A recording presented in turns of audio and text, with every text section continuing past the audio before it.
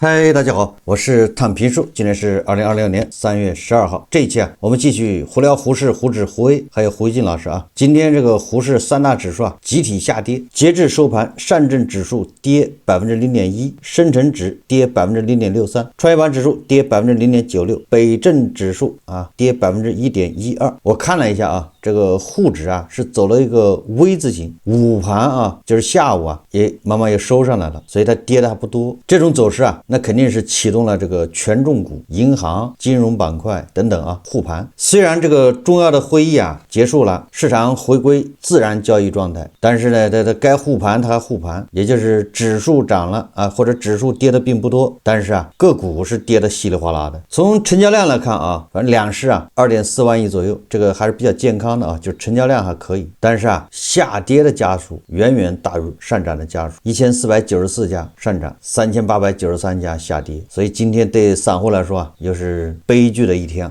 你要看沪指的话，它就没有什么变化，没动，但是金融消费者那个账户恐怕又缩水了，你说找谁说理去呢？靠权重股护盘，个股普跌，最后指数也会被个股情绪带崩。关于胡适今天有两个重要的新闻跟大家聊一聊，聊完这两个新闻呢，大家就知道为什么散户他就根本赚不了钱。你散户就是韭菜，就是来做贡献的，就是来献爱心的，就是来捐款的。第一个新闻就是21世纪经济报道，它标题叫3家 A 股上市公司蹭热点手法曝光。昨天下午5点报道的，就是上市公司都是干这事的，你说你散户能不赔钱吗？ A 股市场近期刮起针对蹭热点的监管风暴，从社交媒体造出的涨停到互动平台自导自演的问答，多家上市公司试图在商业航天、脑机接口等热门概念上借东风，却最终被监管的火眼金睛打回原形，股民索赔大幕随之开启。这个21世纪经济报道特别举了3个例子，一个叫亚辉龙688575，一个叫双量节能600481，一个叫英吉星688209。首先说这个亚辉龙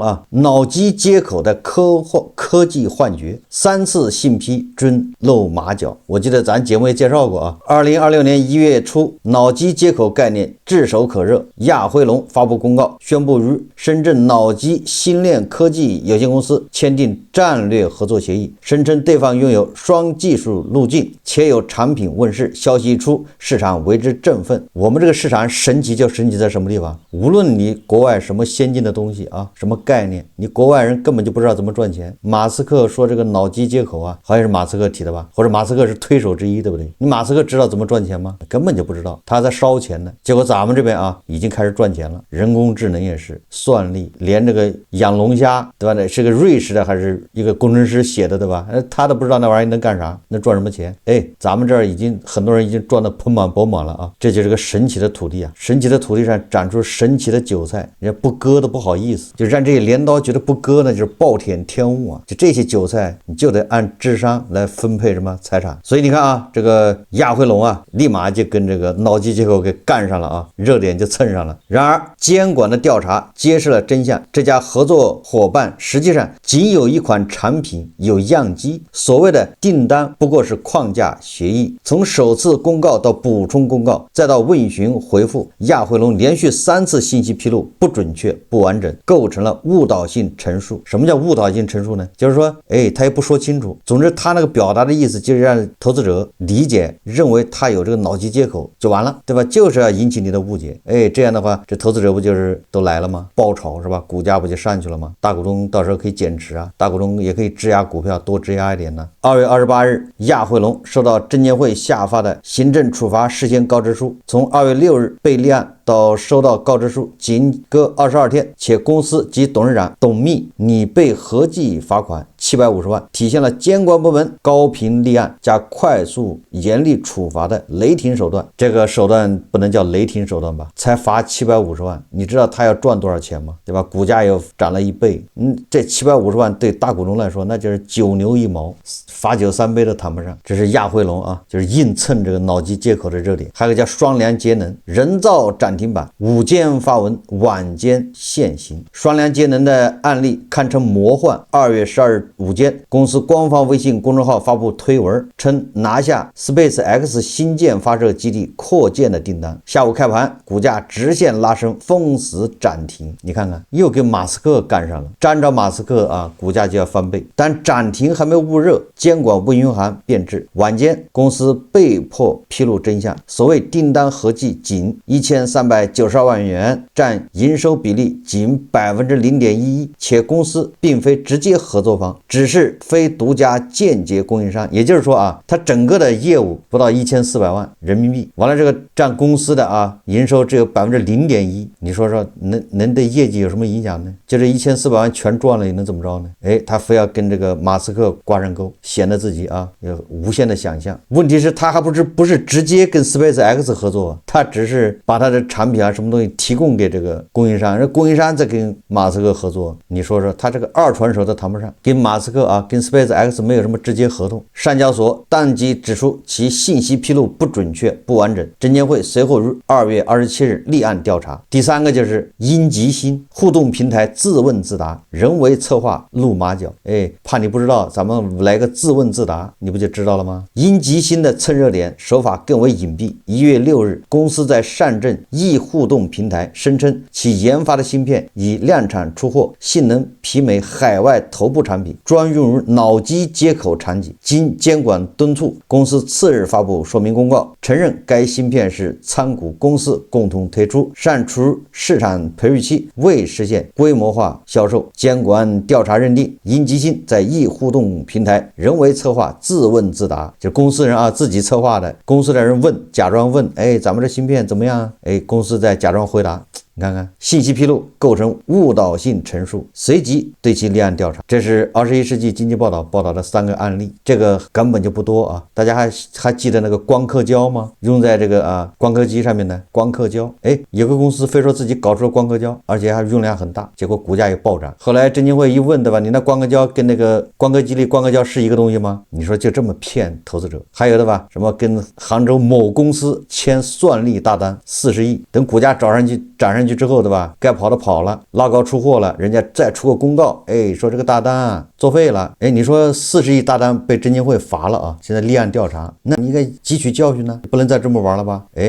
这个市场啊，这些上市公司啊，无耻到极点，根本就没有底线。你这种被证监会已经立案调查了，对吧？大家都小心点，结果后面出来一个1000亿大单的，他就这么玩。所以说啊，我在节目里一直说，这到底是这个上市公司故意的，还是监管故意的呢？对吧？监管你每次都是罚酒3杯，你现在是放纵啊，是鼓励啊。为什么你越罚它越多呢？这种现象，丑陋现象，这种蹭热点，这种讲故事，这种蒙投资者。当然投资者愿意啊，但投资者就喜欢这样的故事。你要不讲这样的故事，人家捕风捉影去炒，有什么样的投资者就有什么样的市场，最后催生出什么样的上市公司。但是监管是主要责任，因为每次都是叫重拿轻放，如果一次把它罚疼了，对吧？一次直接就退市，你这要这么干，这要查出来立马关门，立马滚出资本市场。你看谁还敢玩？昨天对吧，咱们节目介绍了美国国会专门揪你中概股，中概股在纳斯达克成了害群之马。中概股在纳斯达克占比不高，但是这些违规的这种比例高，人家国会专门盯着你。现在调查3家专门做中概股上市的 IPO 的这个券商，对吧？让你们老实交代，那一罚就是倾家荡产。现在你看不光是美国国会连香港人家也动起来了，受不了了，对吧？前2年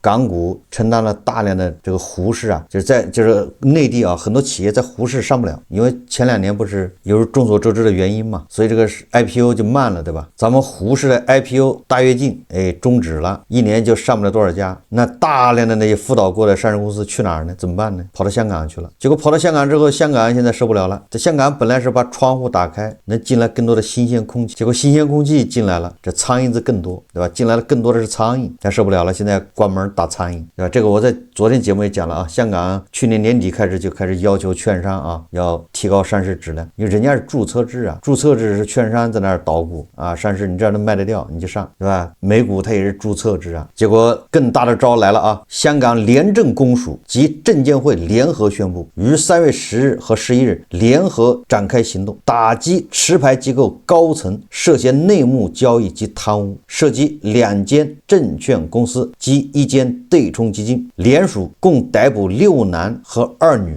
年龄介于35岁至60岁，包括2家持牌证券公司以及1家持牌对冲基金管理公司的高级主管以及1名中介人。联署及证监会人员共搜查14个地点，包括有关持牌法团的办公室及被捕人员住所。监管机构怀疑持牌证券公司高层收受持牌对冲基金管理公司超过400万元的汇款，在多家上市公司公布配股计划前，向对冲基金泄露机密资讯。这些都是在胡适啊，都是常规操作，搞到香港去就人家就当真了，大惊小怪吗？美国国会查咱们中概股就是 IPO 啊，然后一上市就涨3倍5倍的拉高，等到那些散户一上来之后，他就是操纵股价嘛，拉高，等到这美国的小散户冲上来之后，他们出货跑了，股价就自由落体。这个在胡适那是习以为常，那是标准操作。你到了美国，对不起，你的倾家荡产这么玩。香港这是怎么回事呢？就是这几家券商啊，他不是香港的这个上市公司啊，他要增发配股，配股就是增发就一个意思。一家公司根据它的业绩，如果要配股的话，它的配股价恐怕就有变化。有的时候是利好消息，有的时候是利空消息。但是你把这个只要说把配股什么时候配股价多少这个消息啊，告诉对冲基金，这个对冲基金一跟着你这个消息啊，它就决定是做空还是做多。因为香港人可以双向操作，这样的话，这对冲基金就能赚钱。由券商告诉对冲基金，对冲基金就给他贿赂，就这么个事啊。当配股消息公布后，相关股票的股价下跌，对冲基金自空仓获利约3.15亿港元。这个在胡适那也是标准操作啊。但是你到了香港，人家就不惯着你抓人啊。那这公司到底什么公司呢？说了半天，对不对？多名消息人士告诉财新，本周香港至少2家中资券商投行人员遭香港廉政公署 ICAC 上门，其中国泰君安香港的股票资本市场主管潘鹏举被带走，怀疑是协助调查。另一家搜查的是中信证券香港办公室，但目前尚未知道具体接受问询的人员和事项，就被带走的人到底是谁不知道。这很难想象啊，这些什么国泰君安、中信证券在内地谁敢抓他？证监会会派人抓他吗？那是亲儿子。3月12日，国泰君安国际控股有限公司在港交所发布公告称，3月10日，香港证监会和廉政公署到访公司香港主要营业地点执行搜查令，并带走部分文件。公司获悉1名雇员被廉政公署拘留。大家有没有发现，随着这个内地的公司啊到处外溢，对吧？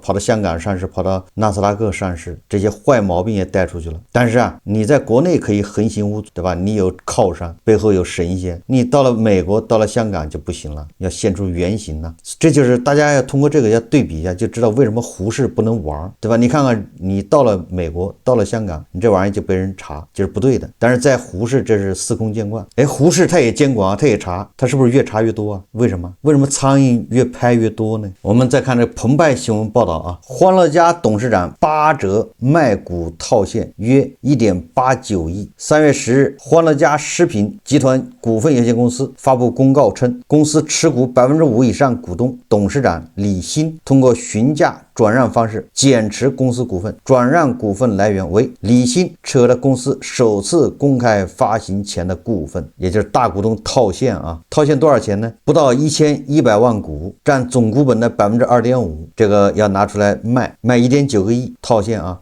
他还不是原价卖，他是打8折卖。他这个3月11号收盘价21.4块，他转让价格只有17.3块，就打8折。为什么呢？为什么打8折往出卖？就这么不看好自己公司吗？就这么缺钱吗？理由是自身资金需求啊。答案就在这里面啊。这个欢乐家呀，2025年预计啊，它的利润只有3500万到5000万，业绩下滑70%多，扣非净利润3000万到4000万，同比下降80%。你看啊，大股东啊，你就把这个霍伦家这一年赚的利润全部拿走，你也只有4000万。但是他把这个公司一上市以后啊，这个4000万的利润是大家的，是公众的，对吧？是这个上市公司的，这个上市公司是公众公司，我就不自己拿走了，对吧？我是实际控制人，我有股份，我把我的股份拿出一点点卖掉，是吧？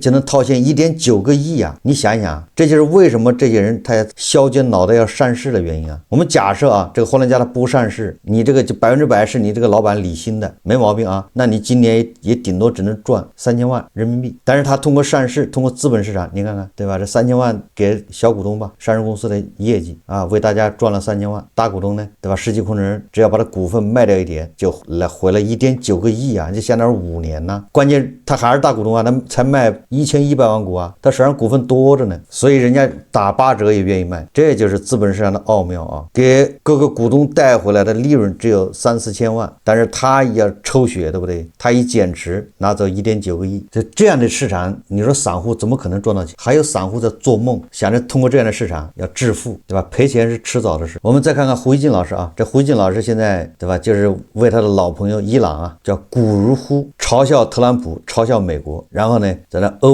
歌颂伊朗。这就是胡锡进老师最近啊，每天发好几个微博。他今天说啊，他说啊，打一个被制裁了几十年已很虚弱的伊朗，美国就搞得鸡飞狗跳，连美军部署在韩国的6台萨德发射车也全都拉走了，送去中东补防。胡锡进说啊，要我看这场战争前1个多星期真没显示出美军有多强悍，反而暴露了其力量的捉襟见肘。胡锡进老师真的可以啊，他的标准不知道什么标准啊，就是他通过这个看出美国是不行的，就是卢提辖呀3拳打死镇关西，胡锡进老师看出了卢提辖肾虚不行。你说这叫什么事啊？打一个被制裁了几十年已很虚弱的伊朗，美国就搞得鸡飞狗跳。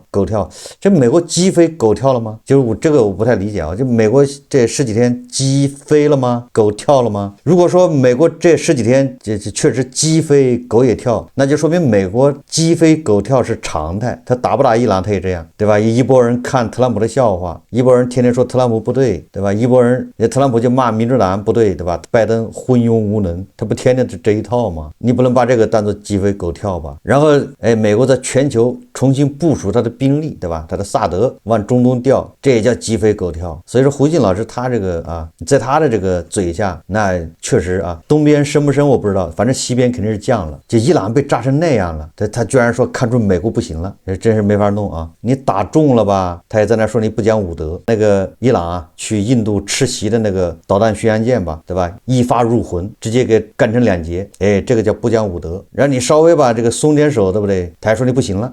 你要是遇到这样的人，你怎么办？哈梅内伊都能气得坐起来啊，棺材板子都盖不住了。特朗普啊，活捉马杜罗，对吧？夫妻俩夜里啊，在床上直接拎起来，对吧？第一个回合就把哈梅内伊和40多个高官一把送走了，就这个还不行，对吧？就说明美国还是不行，你有种一个个的捉啊，这种人呢，你把马杜罗捉了吧，他也说你不行，你有种去打呀，他说好，这回去伊朗打了，那你有种，对吧？把他一个个的捉住啊，就是典型的叫什么煮熟的鸭子嘴硬，浑身上下就是嘴是硬的啊。胡锡进老师说啊，他说特朗普啊，北京时间周3晚上又对媒体说，伊朗的战争很快结束，因为实际上已经没什么可以攻击的目标了。他还说一些小事，我想什么时候结束它就会结束。特朗普说这些话正值美国股市开盘，他似乎又在玩弄股市开盘时他说温和话的招数，但是战场形势没有一点缓解。不知道胡锡进老师指的缓解指什么？是说鲁智深，对吧？不要骑在这个镇关西身上打。周3最轰动的是，至少3艘货轮在霍尔木兹海峡被不明发射物击中，遭袭船只起火。当天早些时候 CNN 援引消息人士报道，伊朗已开始在霍尔木兹海峡布雷，目前布设了几十枚啊，这个战争研究所报道的是10枚还是12枚，就伊朗也就这点能力了啊，毕竟要靠小船偷偷的出出来，他那布雷艇这已经被干得差不多了啊，在那个海峡对岸，在巴林啊，有那么几部这个海马斯火箭弹啊，就是那个发射车啊，在那等着的，发射陆军战术导弹，对吧？你那小布雷艇一出来就给你干成了。伊朗仍保留着80%至90%的小型船只和布雷船，因此其部队完全有可能在该水道布设数百枚水雷。这就是胡锡进老师啊，他虽然这个话不是他说的，但是他就选择这样的话，对有利的，对吧？就是 CNN 报道的，CNN 是专门是，对吧？是报道这个特朗普的这个不利的，对不对？要看特朗普笑话的，在特朗普嘴里 CNN 是摇媒，对不对？胡锡进老师就专门找这些啊，也不是胡锡进说的，但明显是不动脑子的这些话，来达到胡锡进老师自己想说的，但是呢又不负责任，不需要他负责任的。你看这 CNN 说的啊，伊朗还可以在霍尔木兹海峡布设数百枚水雷，请问怎么布啊？现在伊朗就是在霍尔木兹海峡出动啊，这个做贼呀，你知道吧？偷偷摸摸的，还是躲过这个美国的卫星啊，躲过美国的侦察机啊。特朗普在社交媒体上发帖称，如果伊朗在霍尔木兹海峡布设了任何水雷，我们要求立即清除这些水雷。他还说啊，如果伊朗未将其清除，将面临前所未有的后果。而如果德黑兰清除可能已埋设的水雷，那将是朝着正确方向迈出了一大步。特朗普的话翻译一下，就是你拉出来的你还得吃回去啊，痛痛快快的啊，不要耽误时间。你自己布的自己收回去，没有布更好，就这意思啊。3艘货轮在周三遭遇似乎再次证明霍尔木兹海峡事实上已被封锁。如果伊朗在霍尔木兹海峡开始布雷的消息属实，那么标志着战争进一步升级。伊朗将封锁海峡作为关键筹码，决心十分坚定。伊朗军方发言人周三表示啊，美国做好油价涨到每桶200美元的准备吧，因为油价取决于地区安全，而你们破坏了地区安全。胡锡进老师对这个话不知道怎么理解的啊。如果油价涨到200美元一桶，美的当然不行，对吧？受打击。那胡锡进老师难道加油就便宜了吗？胡锡进老师所在的地方经济就好了吗？是不是受的影响更大呀？但是胡锡进老师对这个不在乎的啊，只要美国受损失就行。只是他跟着后面东大跟着后面吃亏，那不重要啊，重要的是反美，重要的是反美啊。为了捅美国一刀，他可以捅自己4刀。这就是胡锡进的这个逻辑和策略啊，这是盘盘们喜欢的啊。盘盘们感觉那4刀好像不是扎在自己身上。胡锡进老师说啊，没有人知道下一步会发生什么。这个时候，有美国媒体声称，特朗普政府已经开始瞄上霍尔木兹海峡附近一个关键岛屿，并讨论如何控制该岛，引起了更多注意。这个小岛名叫哈尔格岛，位于波斯湾，距离伊朗海岸16英里，因此难以防守，更容易被孤立。哈尔格岛处理着伊朗90%的原油出口。美国的中东研究所高级研究员穆罕默德·索利曼对媒体说他认为如果关闭该岛，伊朗将失去最大资金来源，维持社会运转都将困难，更需削减军费开支。这一点啊，从特朗普的角度来说啊，特朗普如果他不能控制霍尔木兹海峡的话，他就不会去占领这个哈尔格岛。不知道大家理解不理解这逻辑关系啊？如果他控制不了霍尔木兹海峡，美国再把哈尔格岛给一整，那伊朗的油是一滴都出不去。虽然对伊朗打击很大，但是特朗普他是不会用这种叫杀敌800自损1000的这种招法的。虽然伊朗的油一滴卖不出去，但是美国他也受不了啊，油价只要一涨，特朗普是吧，麻烦就来了。所以说他不会这么干的，所以他宁愿啊让伊朗的油能顺利卖出去，因为只要伊朗的油卖出去了，实际上这个油价就稳住了。那么如果美国控制不了霍尔木兹海峡，就是目前啊，伊朗他自己的油轮总得出去卖油吧，所以得保证伊朗的油要能运出去，对吧？这个比较简单啊。所以说你以色列倒是可以啊，以色列不在乎。如果以色列的话，你让以色列做主，那他就把这个岛给炸了，要不就是占领了，让你伊朗的油一滴都卖不出去。但是美国不行，所以说美国他要全盘考虑啊，也就是他首先要保证霍尔木兹海峡畅通，让这个海湾还有其他那么多国家的油啊要运出去。畅通之后，他再夺取哈尔格岛，是把它摧毁，还是说继续让它产油往出卖，对吧？然后美国只是控制他这个油卖给谁，完了之后这钱回来给谁。一位接近政府的消息人士告诉《纽约时报》，鉴于该岛对战争结果至关重要，夺取该岛与其说是否会发生的问题，不如说是何时发生的问题。消息人士补充说以色列国防军比美军指挥官更急于早日控制哈尔格岛。所以说啊，我认为这个霍尔木兹海峡的控制权和这个哈尔格岛啊，它关联的啊，先拿下霍尔木兹海峡控制权是吧？下一步夺不夺这个岛，那就根据情况。说来说去啊，就是特朗普他不希望油价波动太大，这个是特朗普的一个软肋。特朗普至今被广泛指责没有提前设计这场战争的完美预案，以战争通常应该有的周密规划而言，这场战争的粗糙程度堪称一拍脑袋的随性之举。这些都是美国的媒体，对吧？但是他们是盯着特朗普，给特朗普挑刺儿的。对，特朗普做什么都不行，都不对。你就是有个完美的计划，那他还会挑刺儿，还会说你这计划还是不完美。不知道大家对吧同意不同意这观点？这也是人美国媒体对吧？天天盯着，拿着探照灯，拿着放大镜盯着特朗普，对吧？特朗普干什么都是不对的，干什么都是有缺陷的，都要骂一顿。那你这个胡锡进老师就没必要当真了，对不对？既然是人美国媒体挑刺儿，你对吧？胡锡进老师你有什么？你不能当真看看就完了。有没有完美的预案？不影响这个战争的走向和结局早就注定了特朗普在谈论伊朗的次日计划时，他的表态完全是东一榔头西一棒子。他说的一些荒谬且自相矛盾的话，暴露出这位总司令完全是走一步看一步。当然了，这个《纽约时报》他出了一个招，什么招呢？他让特朗普见好就收，你现在就宣布胜利，跑了算了。为什么呢？说你只要宣布胜利，你跑伊朗内部就乱了，因为他没有外敌了，没有外敌，他内部就开始清洗。这有成功的案例，什么案例呢？就是南联盟，就这意思然后什么美军撤出越南，导致南越政权迅速垮台；苏军撤出阿富汗，纳杰布拉政权灭亡，对吧？这是反例反过来的例子。那么正向的例子就是1991年科索沃战争，南联盟被轰炸78天后米洛舍维奇最后接受了北约的全部军事条件，虽然没签投降书，但那是一次彻底的失败。当时米洛舍维奇政府存活了，也就是你看米洛舍维奇投降了，那伊朗也是要投降的话，好，1年以后这个米洛舍维奇就被抓了。为什么呢？塞尔维亚发生颜色革命，推翻了米洛舍维奇政权。所以纽约时报他就认为你特朗普现在从伊朗跑了，到时候伊朗他内部就会发生权力斗争就会出现颜色革命现在的这个穆杰塔巴也可能被推翻。伊朗战争如果能够以较快的方式结束，伊朗现政权肯定会在战后面临政治挑战，但那种挑战会导致什么结果？在伊朗经历几次大规模全国性骚乱，最后均实现了政权控局的背景之下，这个问题是开放的，也就是什么可能都有。胡锡进老师借纽约时报的嘴说自己的话。胡锡进老师一方面他也希望伊朗拖垮美国，让美国现在战争泥场里面，对吧？一方面就说伊朗扛不住，什么时候结束，就是反映出胡锡进老师这种矛盾的心态这种矛盾心态的根本原因就是胡锡进老师他一会儿站在姓赵的角度看问题，一会儿也站在老朋友角度看问题。他不知道归根结底姓赵的和老朋友之间的立场并不完全一致，对吧？两者的利益根本不一致，所以他就很矛盾。好，这期节目我们就聊到这里，感谢大家收看。如果喜欢我的节目，欢迎订阅转发，也可以在下方留言评论，谢谢大家。